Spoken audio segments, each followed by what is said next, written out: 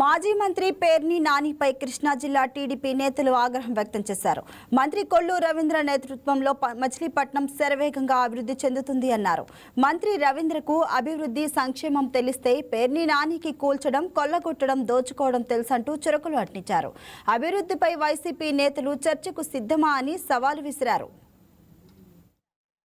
ప్రచారం చేస్తాం మొదలుపెట్టాడు. ఎంతసేపు కూడా ఉన్నాయి లేనట్టు, లేనవి ఉన్నట్టు ఆ టైపులో చిత్రీకరించి మరి ఆయన చిప్పుపోయిందేమో అర్థం కావట్లేదు. ఆయన ఏం మాట్లాడుతున్నాడో ఆయనకి కూడా తెలియట్లా. ఆ రకంగా ప్రెస్ మీట్లు పెట్టి ప్రజల్ని అయోమయం చేస్తున్నాడు పేర్ని నాని గారు. పేర్ని నాని గారు కొల్లూరు అనేక మార్లు చెప్పాను మేము ప్రెస్ మీట్ పెట్టి. కొల్లూరు రవీంద్ర గారు ఒక ప్రముఖ వ్యాపారవేత్త. వాళ్ళ తాతగారు కానీ, వాళ్ళ నాన్నగారు కానీ, వాళ్ళ బావగారు కానీ ప్రముఖ వ్యాపారవేత్తలే. ఇతర రాష్ట్రాలకు కూడా మిషనరీ సప్లై చేసే వ్యక్తులు వీళ్ళు లోన్లు తీసుకుని వాళ్ళకున్న స్థలంలో బిల్డింగ్లు కడుతుంటే నువ్వు ఓర్చుకోలేకపోతున్నావు.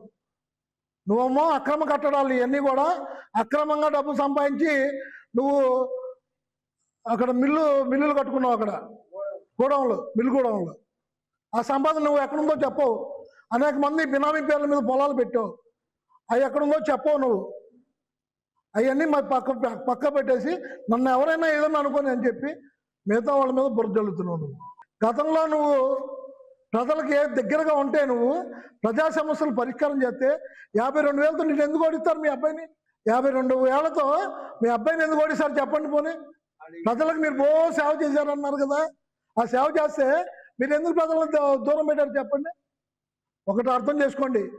నీకు మళ్ళీ ఏనాడు కూడా మా కొల్లు రవీంద్ర గారు గర్వంగా ప్రదర్శించడం, ప్రజలకు సేవ చేయాలనే అవకాశంతో ప్రజల అవకాశాన్ని నిరంతరం కూడా మచిలీపట్నంలో ఏ రకంగా ఇండస్ట్రీ తీసుకురావాలి, మనం ఎవరికైనా చదువుకున్న నిరుద్యోగులకు ఉద్యోగ అవకాశాలు మనం ఏ రకంగా ఇవ్వాలి, ఈ పోర్టును ఏ రకంగా డెవలప్ చేయాలి, దానికి తగ్గ ఇండస్ట్రీని ఏ రకంగా మనం సేకరించాలి అనే ఉద్దేశంతో నిరంతరం కూడా ఆయన పనిచేస్తున్నారు.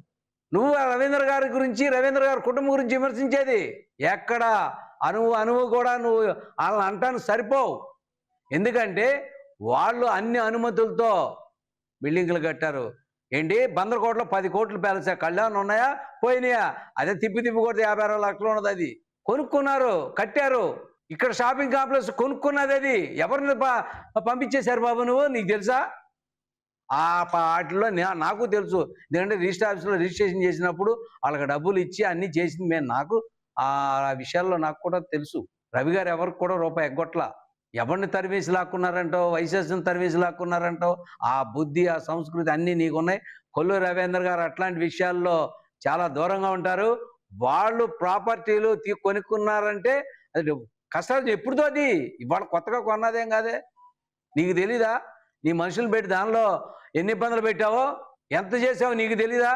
నానిగారు ఎందుకు అలాంటి ప్రలాపనలు పేలొద్దు. కొల్లు రవీంద్ర గారి గురించి విమర్శించే స్థాయి నీకు లేదని చెప్పి మరొక్కసారి హెచ్చరిక. ఎందుకంటే అభివృద్ధి విషయంలో ఆయనకి నువ్వు సరిపోవు. నిత్యం అభివృద్ధి అనే మాట తప్ప రెండోది లేదు. దాన్ని బట్టి నువ్వు ఆలోచించుకుని ఎప్పుడైనా మాట్లాడేటప్పుడు కొల్లు రవీంద్ర గారి విషయంలో, వాళ్ళ కుటుంబ విషయంలో ఆచితూచి మాట్లాడవలసిందిగా కోరుతున్నాను. ఎందుకంటే తెలుగుదేశం పార్టీ, జనసేన కూటమి నాయకులు ఎవరు కూడా దీన్ని ఊరుకోరు. అందరూ ముక్త కంఠంతో ఖండిస్తారని చెప్పి తెలియజేస్తుంది.